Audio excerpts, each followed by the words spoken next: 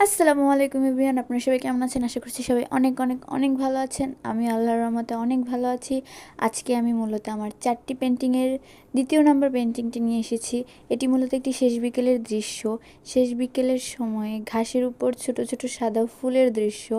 আমার এইটি ইমাজিনেশন এসেছিল যে এরকম একটি দৃশ্য হতে পারে। সো আমি হঠাৎ এই পেন্টিংটি করেছি। আমার অন্য একটি পেন্টিং করার ইচ্ছা ছিল, পরে হঠাৎ এই চিন্তাটা মাথায় আসার পরে আমি পেন্টিংটি করেছি।